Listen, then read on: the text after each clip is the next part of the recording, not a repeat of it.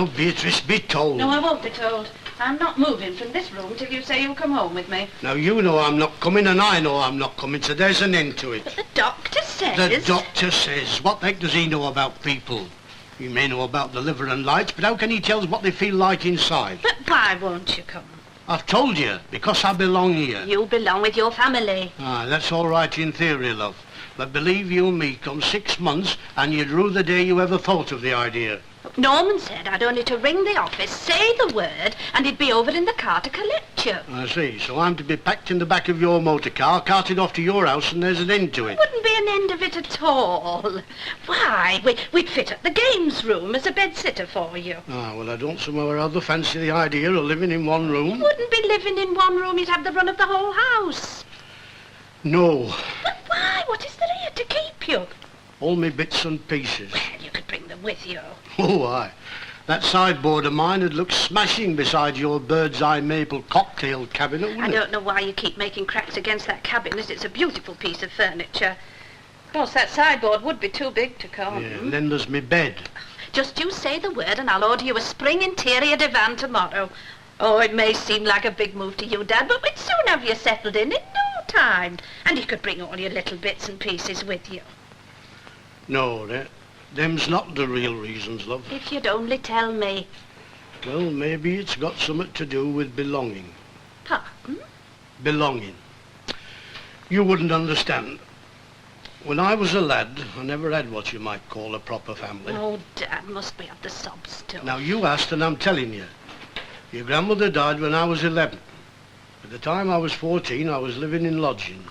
All the more reason for you to come and enjoy a proper home. And your mother and me came into this house the day we were married. And there were no taxis in them days. We had to walk from the church. I know. Yes, but what you don't know is how I felt when I came through that door. I thought to myself, I've got a home of my own that belongs to me, and it's nobody else's. Do you know what your mother said? No, what?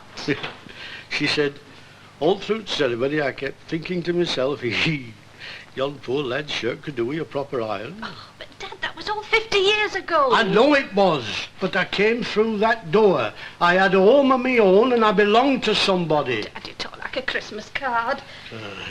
I didn't think for a minute you'd understand. Well, perhaps I do and perhaps I don't, but there's one thing I understand better.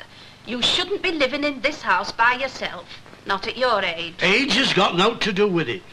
The first time in my life that I was really happy was in this room.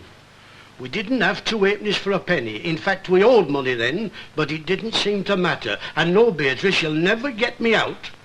I'm happy here. I couldn't be happy in your house, not with all the running hot and cold and morning coffee on God's earth. And so now you know.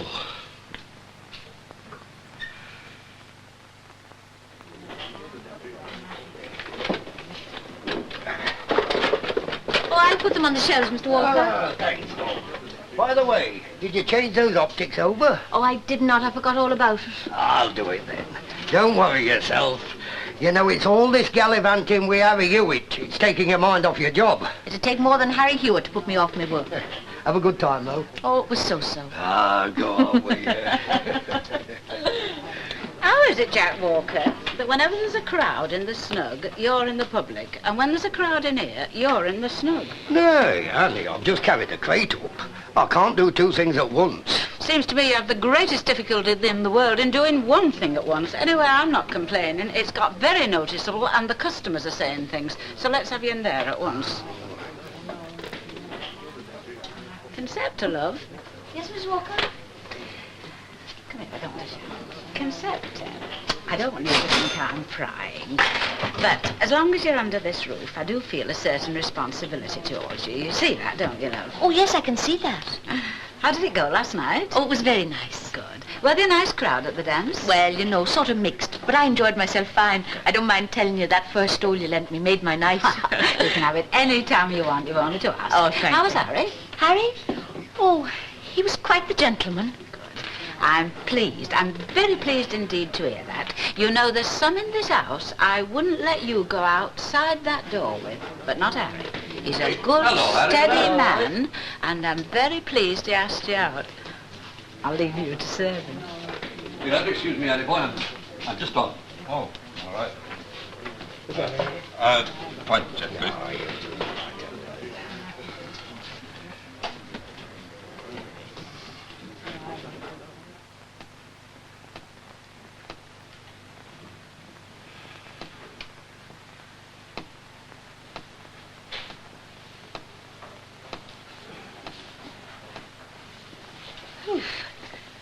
The fight is over. The battle's won.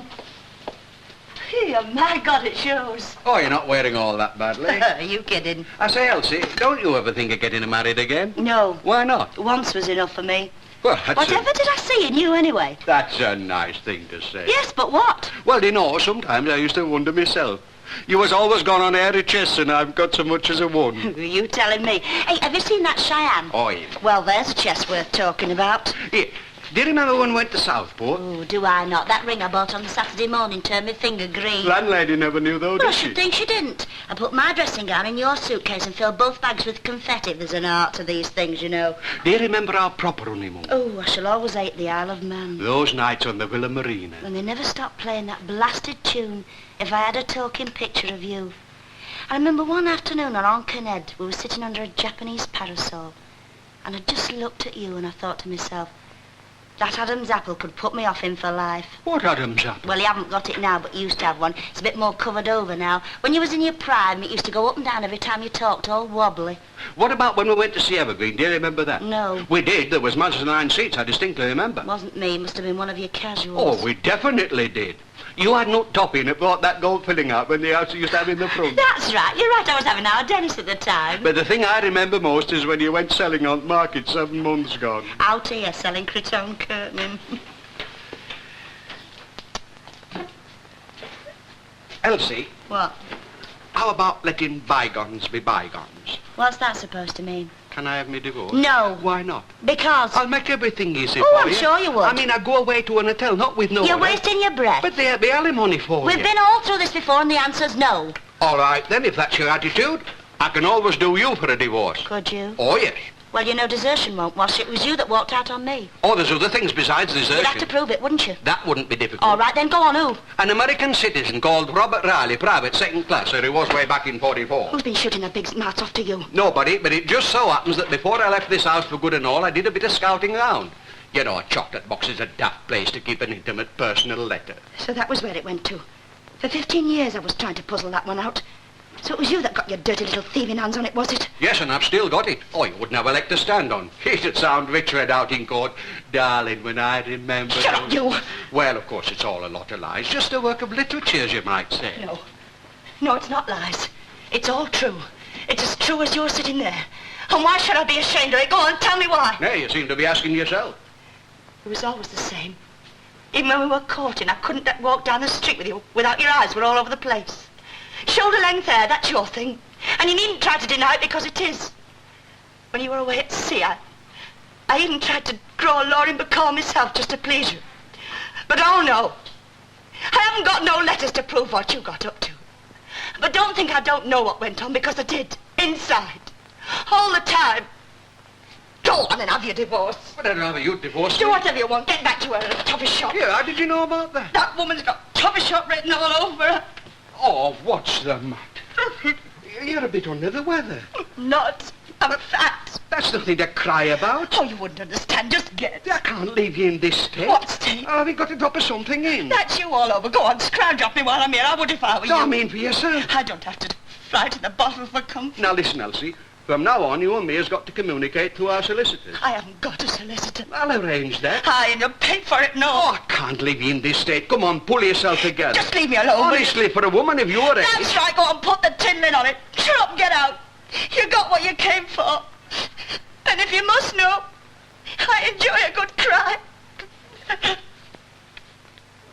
Well, I've said it before and I say it again. No man's worth wasting tears over. If Harry Hewitt wants to avoid you, that's his funeral. Oh, now you're exaggerating the whole thing, Mrs. Walker. It's just that Harry and I haven't got round to speaking yet. Well, and it's high time you did.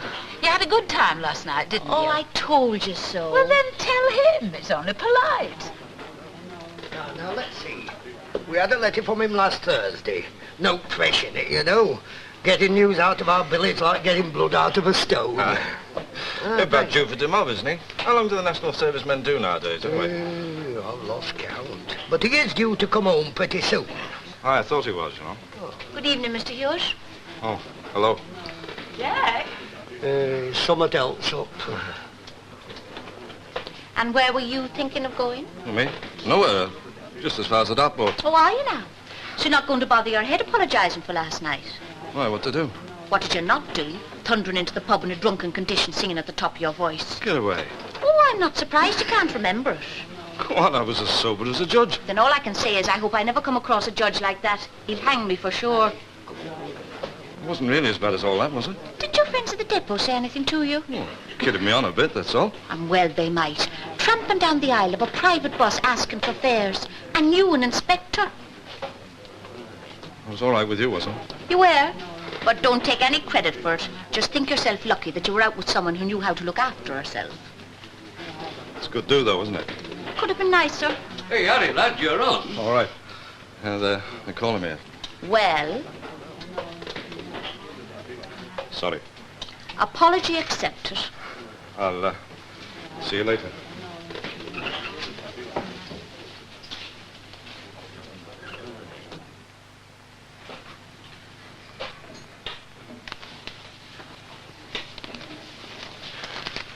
Did she say she was coming in here then before she went home? Yes.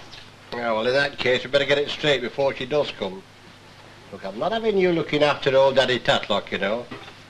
Oh, I've got nothing against the old fella. He's very nice, but...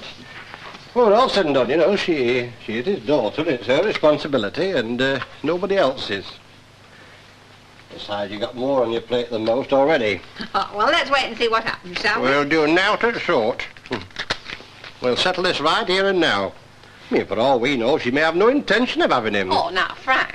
Never mind, oh, now, Frank. It's happened before, you know. I mean, you take young Christine Hardman.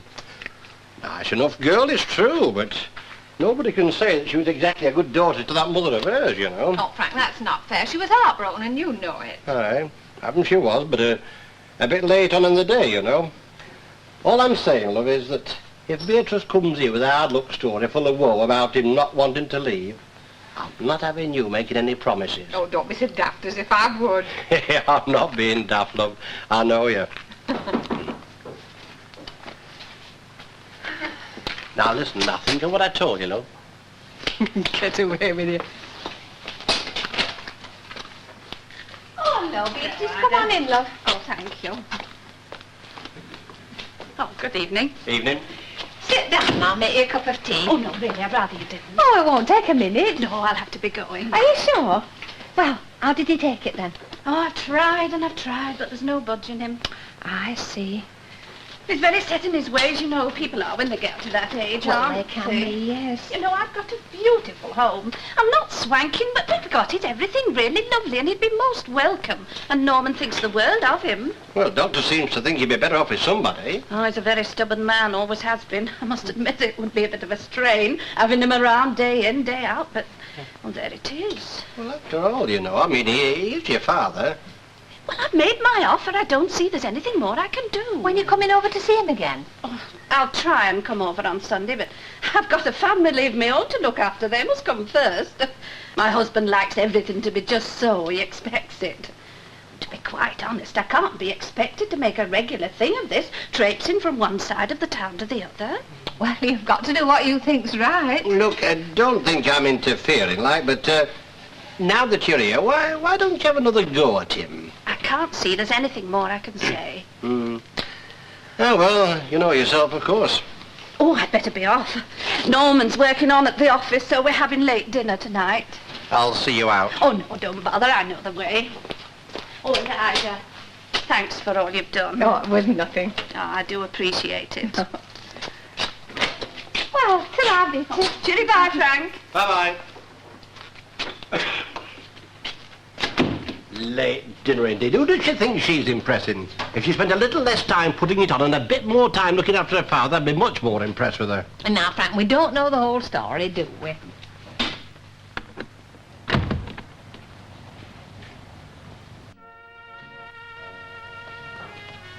Come on on in, Ron, and sit yourself down. Oh, well, I mustn't stay. I've still a few more calls to make. Oh.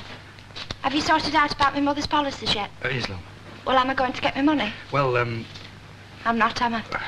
I know I'm not. I can tell by your expression. Well, I'll explain. It's like this, you see. Head office has seen Dr. Tinsley's report now, and they find that certain information wasn't divulged at the time the proposal was completed.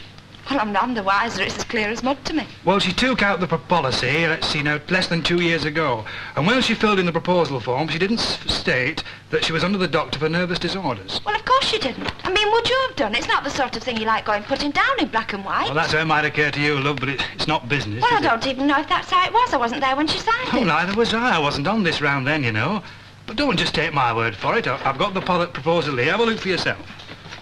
What happens now, then? Well, normally, the company give you what they call a return of premiums paid. Just the premiums back? I said normally. Now, in your case, they're prepared to give what they call an ex gratia payment of £20. It's here, see, on the letter there, look. It's not bad, you know, really. Let's see now, 15 months at 10 bob a month. You were due for £7.10. £20. I was expecting 60 plus bonuses. I know, love, but it's this way, you see. The policy your mother got was sort of based on what was written on the proposal form. If they'd have known then what she was under the doctor for, they might have made further inquiries and finished up not giving her the policy at all. Of course, if the policy had gone over 2 years, they would have had no comeback. But as it is, you see, they have the right to make inquiries like they did. Well, would it get you into any trouble if I went down to the office about it? Oh, no, I wouldn't get into any trouble, but they'd only tell you the same thing, love. Don't know what to do. Well, it's up to you, isn't it? I've got the money with me. If you want to take it, you've only got to sign the receipt. Now, you do understand the position, don't you? Aye, more or less. Well, where do I sign? There.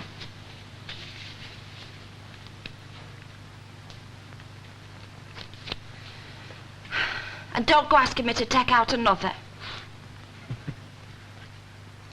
Yeah. And what did you say to him? I just said to him, yes, and you've got that breath, Leonard Morton, and I'm sorry. Well, you asked for it, Glynis. Me? Well, anybody take that black semi-evening top as will come on.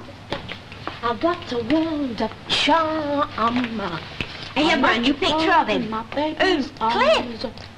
Anyway, it isn't Cliff, it's Billy Fury. Oh, them sharkly shirts. It's not the sharkly shirts I'm interested in. It's what he does with that microphone. I've got a world full of charm. Hey, Pids, get a load of this. Hello. I'm talking to you. Shut up, Doreen, you don't know him. Hey, where you going? There and back, see how far it is. Can I get past? Hey, you with the hair on your head. Can you plat sawdust? Sometimes, Doreen, you do shows up. Oh, he looks a bit of all right to me. He's only a workman. Well, do you want stirring moss? Hey, look where he's going. Where? Get glasses. Who lives there? Christine Hardman.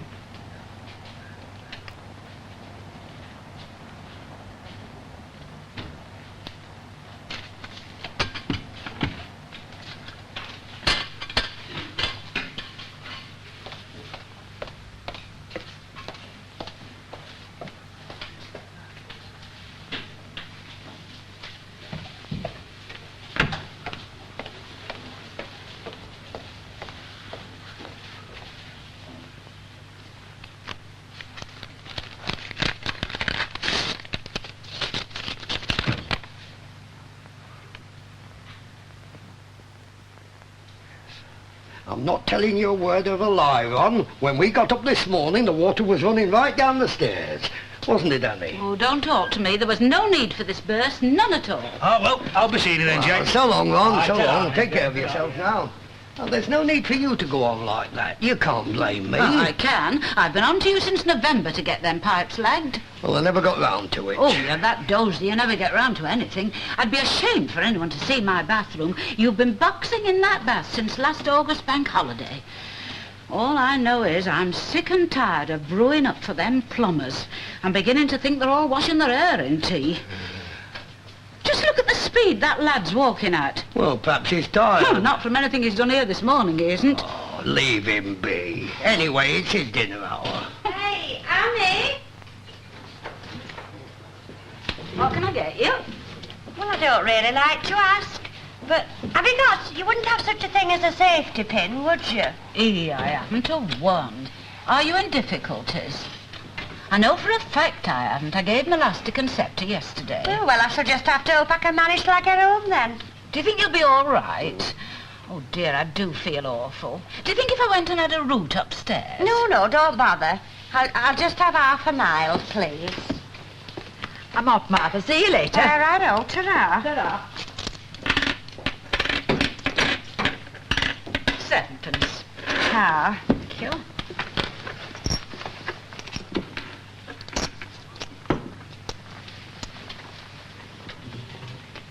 Was it a safety pin you was after? Yes, actually. Well, here. I never go out without an handful. Elastic isn't what it was. Well, I'm not getting up. You'll have to come over and get it. I paid out for some direct ones over Christmas and they've snapped already. Is it trolley trouble you're having? No, it's my bus bodice. The strap's gone. Oh! What have you done? Pricked me chest. Well, I'd better go and do it in ladies. Oh, get off with you. There's nobody watching. Besides, if they see anything they haven't seen before, they can always throw something at it. How have you been keeping? Oh, mustn't grumble. Not thought much of your choice of company lately. Tina. What? Let's forgive and forget. Well, we all make mistakes sometimes, don't we? Hey. Me? Yes, you. Is it the landlady you was looking for? Yes.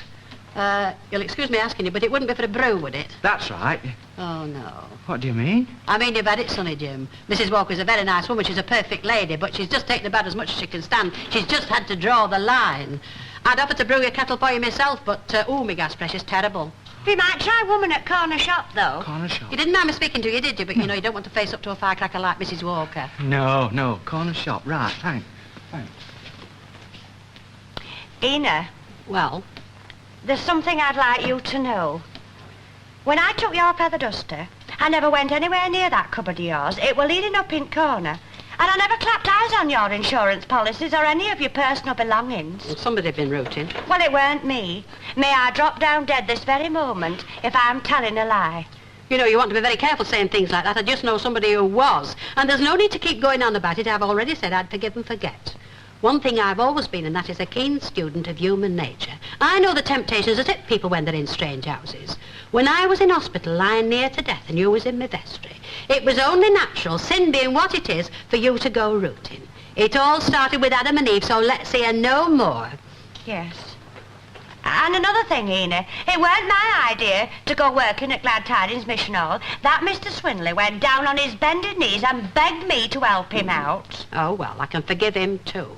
I know what was said when they took me in there, She won't come out. They don't at that age. No, Ina. Deny it until the cows come home, that is what was said. What they didn't reckon with was willpower.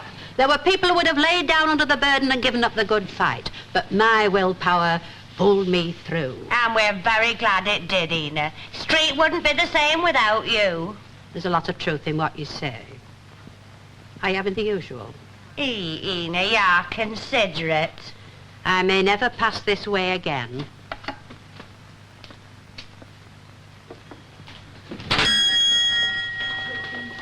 Hello. Cream or and hot meat pie and an invisible airnet, please. What shade? Oh, it's for me mum. She's sort of grey with red bits in. Oh, we haven't got grey. Will the brunette do? Anything will do. Right. There you are. Just slip and get your pie. Oh, look, it's cheap. Here, give us why that. don't you say hello to people when they talk to you? Listen, why do you say hello to folks what you don't know? Oh, well, I believe in living dangerously. Hey, do you go to the tap then in carpentry? No, not me. Oh, there's a fella dead like you as does go. You've got stuff on your hair. What sort of stuff? She means hair cream. Oh, the heck, why? Oh, it sort of shines. Here, let's have a feeler. Here, you have a feeler. Let's off. That's the one at 7.8, please. Oh, there you are.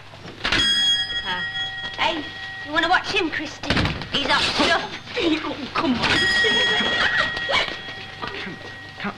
Sorry. Excuse me, but can you fix me up with a can? Excuse me. A brew. Oh, I'm sorry, love. I wish I could, but I can't leave the shop. Come to our house. I'll brew it for you. Oh, I want to have a word with you anyway. Me? What about? About what you pushed through our door.